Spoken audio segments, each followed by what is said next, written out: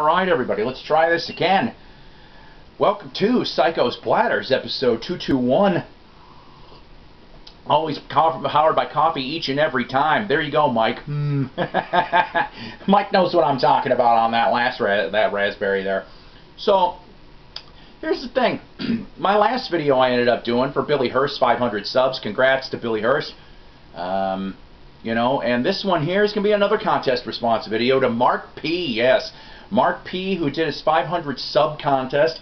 Now up to 557 last time I looked, and I'm this close to 500, kids. I've been doing this for 5 years, and yet I can't get 500. Like and sub, will you do me a favor, please? But I digress. So the fact of the matter is, congratulations, Mark P, for the 500 subs. And he asked in this video 6 questions, and I'm going to try to do the best I can and hopefully not be so damn long in these 6 questions.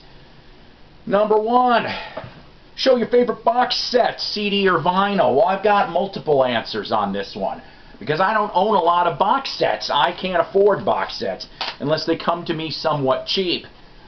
So, CD box set, how about the Chess Blues series? I've got 4 CD set, number 3 is in the player right now. These are from the early 90s, and they go from 1947 to 1967. And God, I love this stuff. I really, really do. And there wasn't a booklet or a case for these things.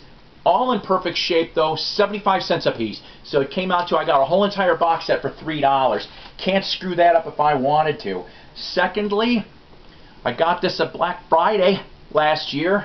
The Paul McCartney and Wings Deluxe Venus and Mars box set. Yes, they went off and put this out a couple years ago. I would love to own every one of these deluxe sets of McCartney's albums, but this one here was a big book.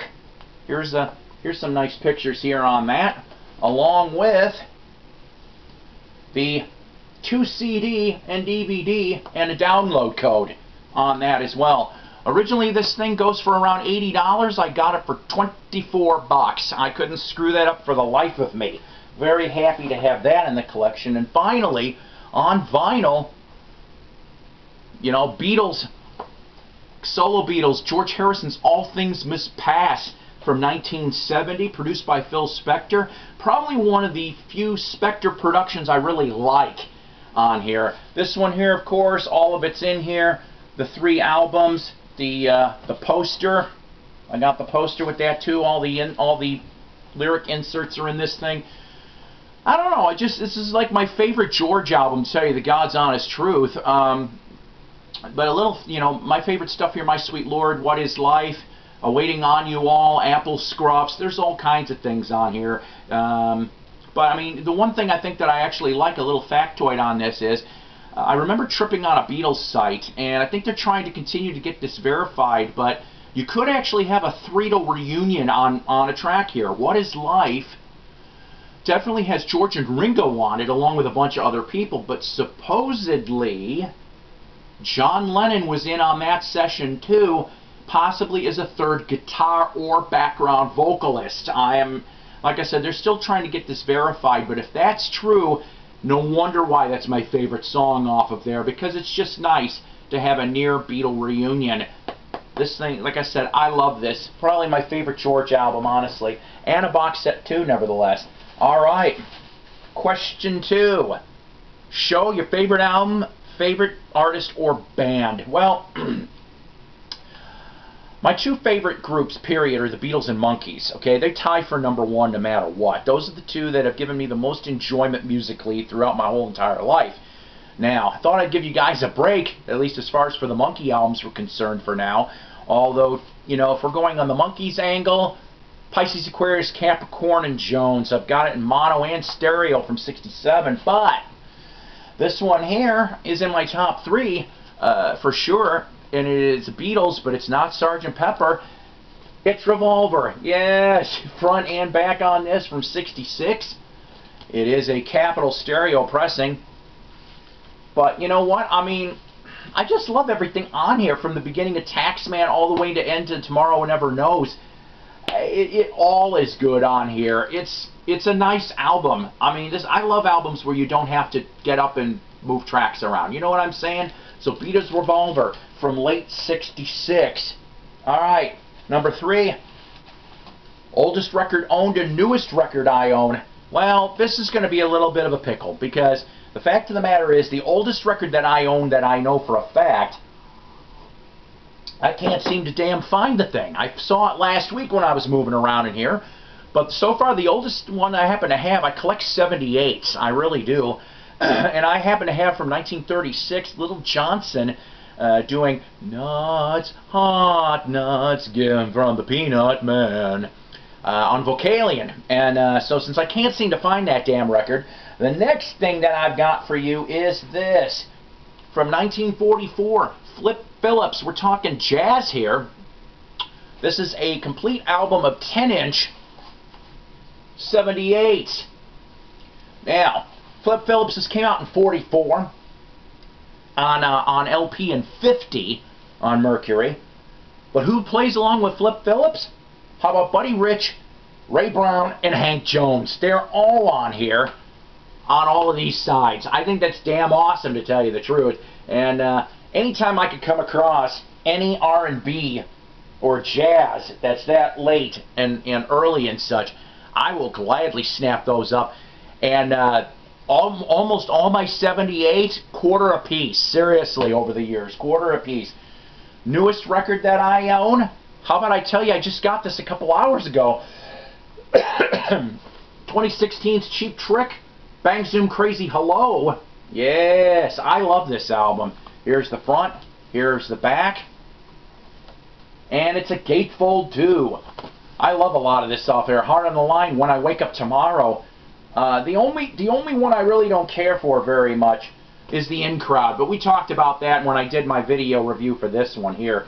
And yes, I know, kids, no bunny on it, but you know what? It's still a damn good album. Seek this out. But I got this for $5. Yes, $5 indeed. Alright, number 4. Most weird album I own. Well, for the moment, I picked this up about 2 weeks ago for $1. I listened to a little bit of it, and boys, it's strange. From 1968, The Wild Bull by Morton Subotnick on None Such Records. Yes, it is strange. I will not lie to you, it is very strange. Guilty Pleasure album, question 5. Lately, it's kind of funny. I've been going back to this. I'm a big Black Oak, Arkansas fan, but it's not Black Oak, Arkansas. It's somebody that was with Black Oak, Arkansas briefly from 73 to 76. Ruby Starr, a.k.a. Ruby Jones. She got her start out on Stax before she ended up with Black Oak, Arkansas. But we got Ruby Starr and Grey Ghost. Yes, this one here from 77. This is the front. This is the back. I'm telling you guys, I like the way she sings. She belts it out, and she just, she doesn't stop. She goes on all cylinders. There's a couple albums that this band came up with, and then in the 80s she had her hand in a little bit of more pop stuff. But for everybody to know out there, there was some previously unreleased early 90s recordings from her that are getting slowly made into a CD, and I'm praying for that. I can't wait to hear that one.